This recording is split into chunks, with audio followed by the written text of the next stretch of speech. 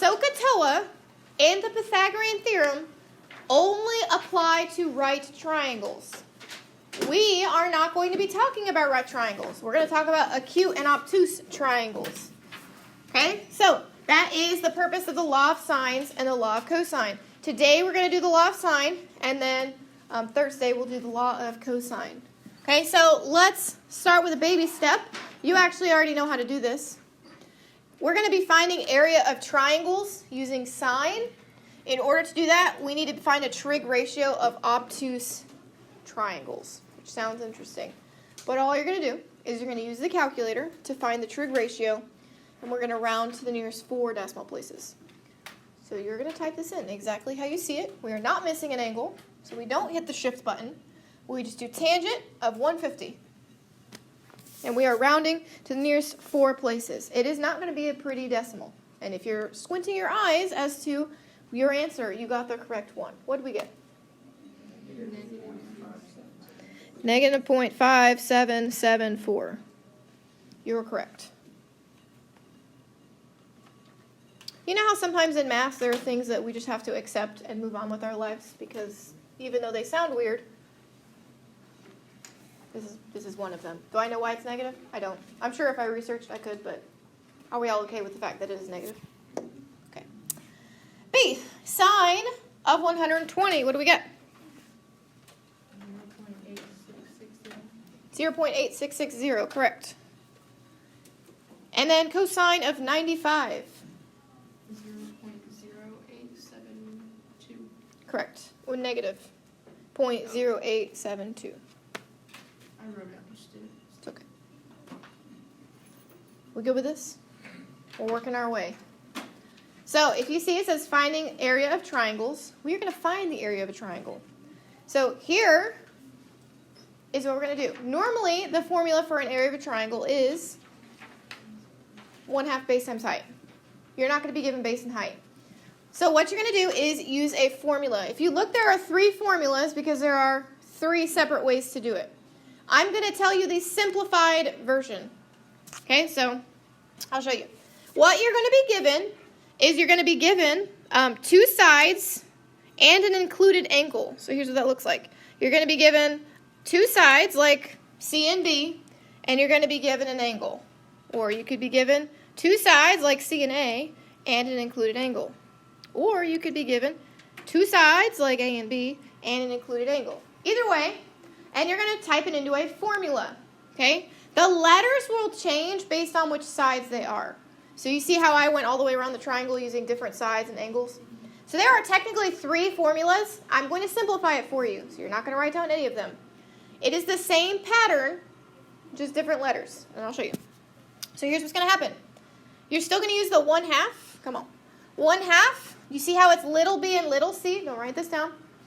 What are the little letters representing? Sides. So in this one, you have 1/2 of little b, side B, side C, and then times sine of angle A.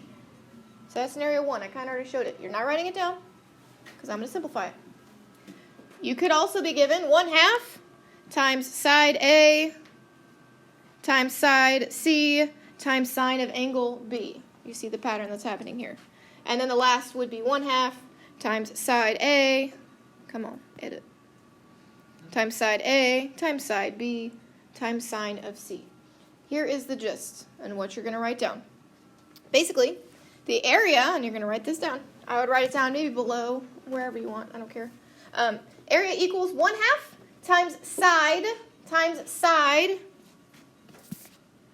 sine, and for my sake, you're going to put of the included angle. So side, 1/2 times side times the side times sine of an included angle. So the sides that we enter in are the included sides that they give us? Yes. So I only remind you that included. I don't think I give you any trick questions because I just don't have the time for it. I think on the standardized test that comes with this book, they would ask you to find for a side or an angle to make it the included angle, but I'm not going to make you do that. So here's what that'll look like. You've got an example. Find the area of a triangle, round your answer to the nearest tenth. So we're going to use that formula. 1/2 times the side times sine of your included angle. You don't. Multiply 1/2 by both of them at the same time, or just by You're going to type the whole thing in your calculator at the same time. 1/2. What are my two sides here? 19 and 17. And then sine of my angle 135. Type the whole thing in. We are rounding to the nearest tenth.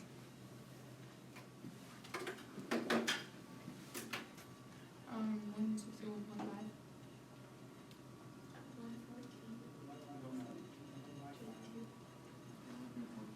Oh, were we supposed to put in sine too? Yeah.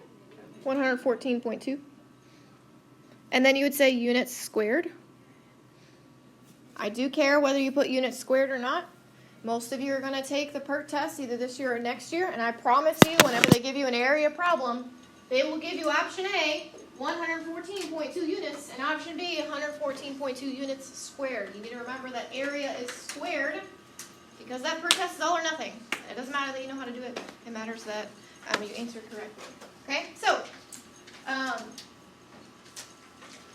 forget what your question was. I answered it, but I didn't answer it. Oh, it doesn't matter what order you multiply in. 1/2 of 19 times 7. You're just 1/2 of it. But you just type the whole thing in. We're going to talk about the law of sines. Okay, law of sines. Here's what I want you to write. We're going to describe it. I'm going to try to teach you some things about it. The law of sines. You ready? You're going to set up a proportion. Proportion. Set up a proportion. I will remind you what a proportion is in 2 shakes of a lamb's tail. So you're going to set up a proportion. A proportion is one fraction set equal to another. Now, this is obviously a simple fraction. It's not going to be that simple. But your goal is to set up a proportion. Okay, so you can use the law of sines when two angles and the length of any side are known. So that would be angle, side, angle. Or when the lengths of two sides and an angle opposite of them are known. Side, angle. You don't have to memorize this. Here's what you need to do. You're going to be looking for a known pair. So put like a star. You're going to look for a known pair.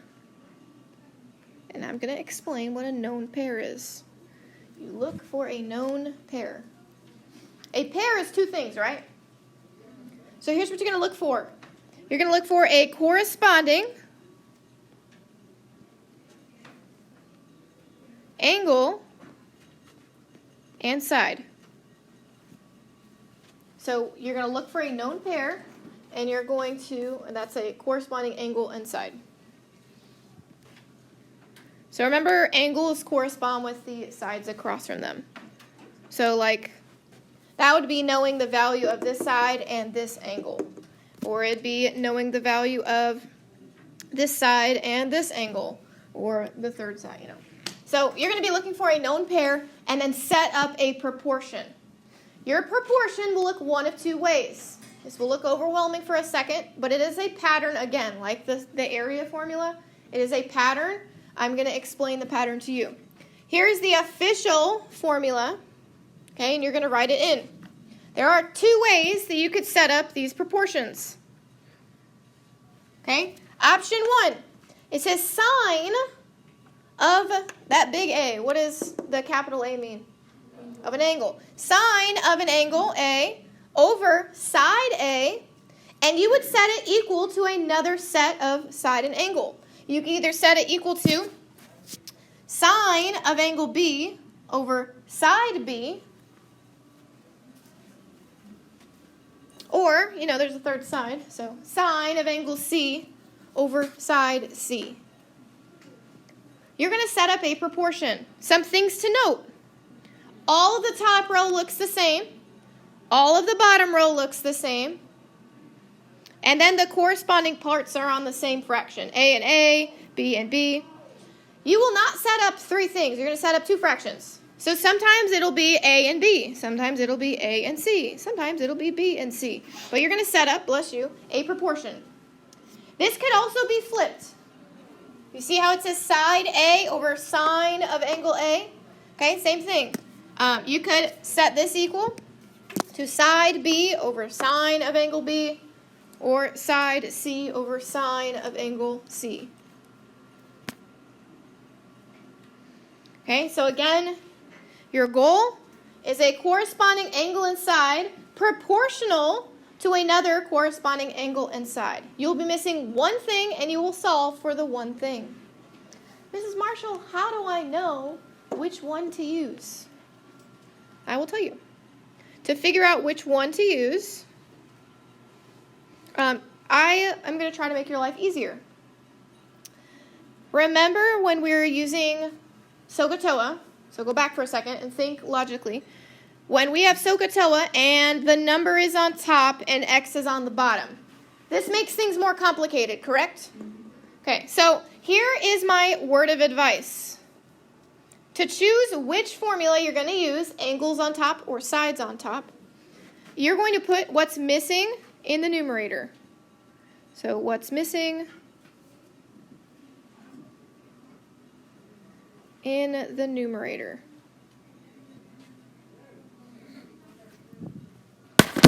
And that will make your life a little bit easier. Okay? I'm going to write the 3 steps on the side of the board just so we have them to look at. First thing is to look for a known pair, which we kind of already wrote this just at different points in time. This is a corresponding angle and side. Okay, step 2, you're going to set up a proportion.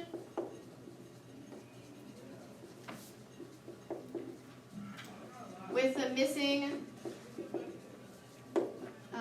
value in numerator. And the last step is you're going to solve. You're going to use algebra to solve. You're going to have one fraction set equal to another fraction. Okay, I like the law of sines a lot. I think it's simple. I know it looks like super complicated, but use these 3 steps. Kind of scrunch them together. Use these 3 steps every time. Okay, so we're going to look at our first example. Solve the triangle. Round decimal answers to the nearest tenth. What does solve the triangle mean to me? All the sides and all the angles. So let's look at what's missing in this picture. We are missing the measure of angle C. We are missing the measure of angle B. And we are missing, side C. So, here's how you decide where to start. First thing you want to look for is a known pair, a corresponding side and angle. So, are A, B, or C the known pair? A. So we know 115 and we know 20. We are going to use this pair and set up a proportion with another pair where one thing is missing. Okay, so here's how you decide. You can use trial and error if you want, or you could look at what you have. We are going to use, we see that there's an 11. What would be across from 11?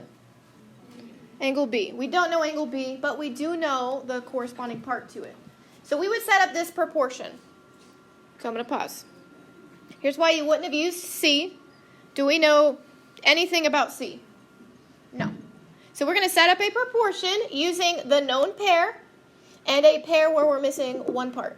So our missing piece is angle B, so we're going to set up our proportion with our missing piece in the numerator.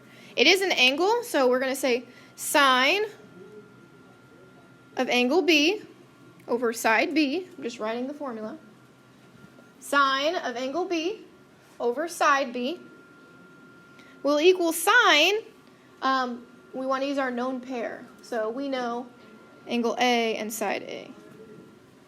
Okay, so we're going to use this equation, this proportion. So we're going to copy down sine of B, we don't know. Side B, what's the length of side B? 11.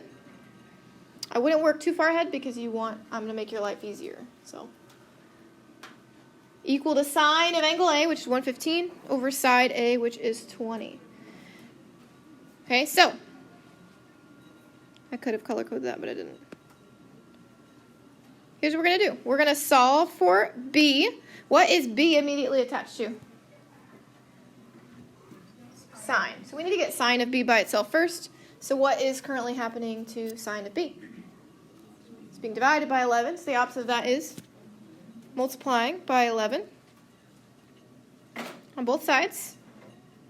This is why I'm saying I can make your life easier. Type it into your calculator. Fraction. Sine of 115. Make sure to close those parentheses. Over 20 times 11. Hit enter. Do not clear your calculator. Your calculator is very smart. Do not clear it. I'm going to write down what you see just because I'm recording, but you don't necessarily have to write it down. I'm going to show you what we're going to do with this. Sine of angle B equals 0.4984692829. We want to get angle B by itself. How do I get rid of the sine? Yeah, use the inverse. So go ahead and hit shift sine. Shift sine of the previous answer. So there's a button that says ANS. It is next to the equal button. Then hit enter.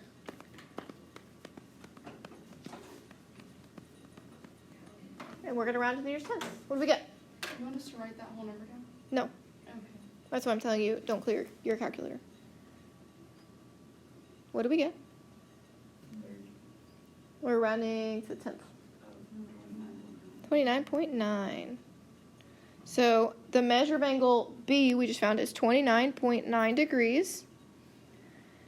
So I know that normally I tell you, use what you have, use what you're given, don't use what you found because then you'd be doubly wrong. There is no other option here. You have to use this angle to find angle C. There's no other way to solve this problem. So you're going to take 180, subtract 115, and 29.9. So what do we get for C? It's angle C, sorry. 7.1, obviously.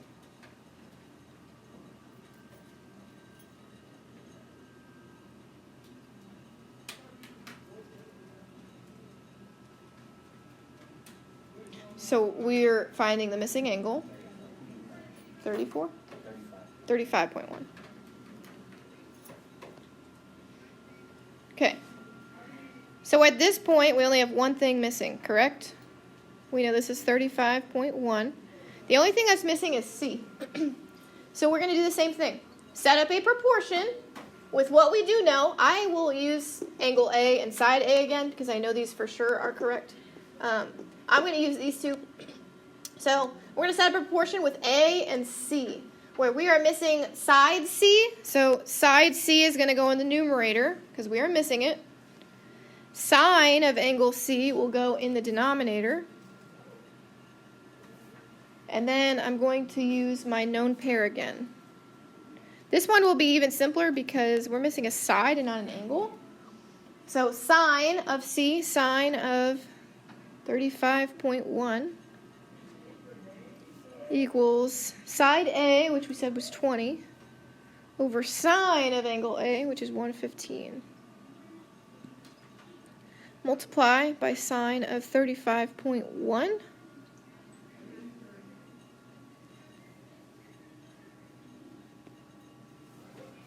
Type this whole thing into your calculator. Hit enter. That'll be our answer.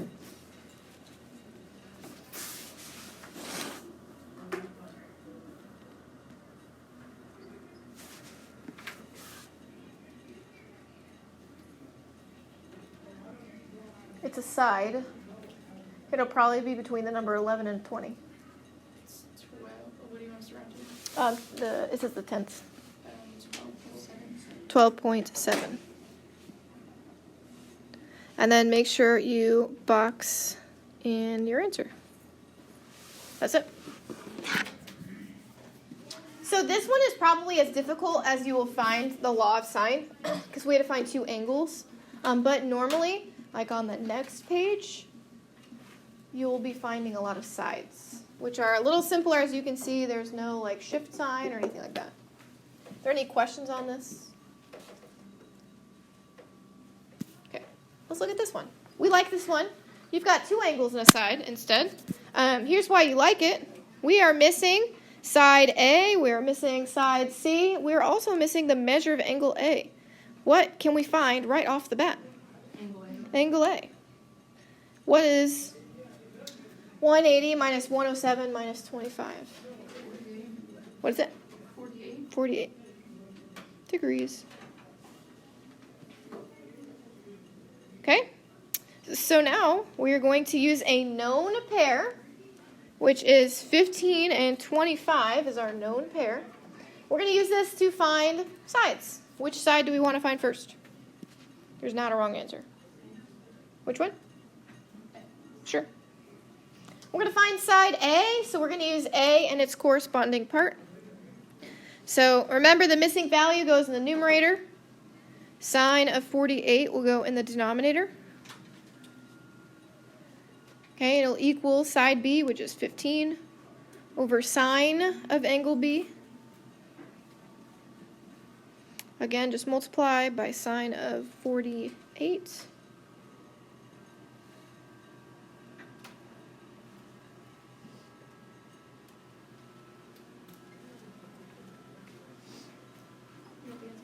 Yes, please. Round it to the nearest tenth.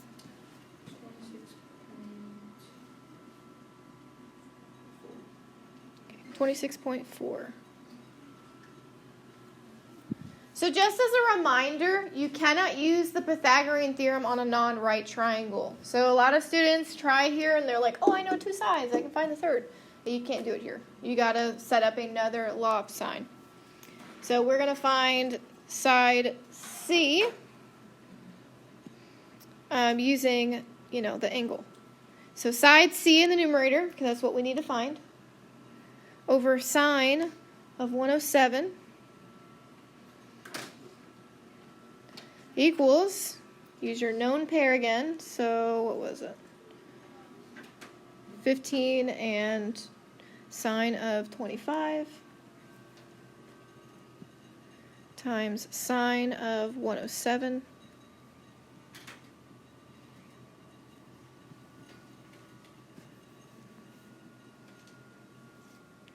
type this whole thing in.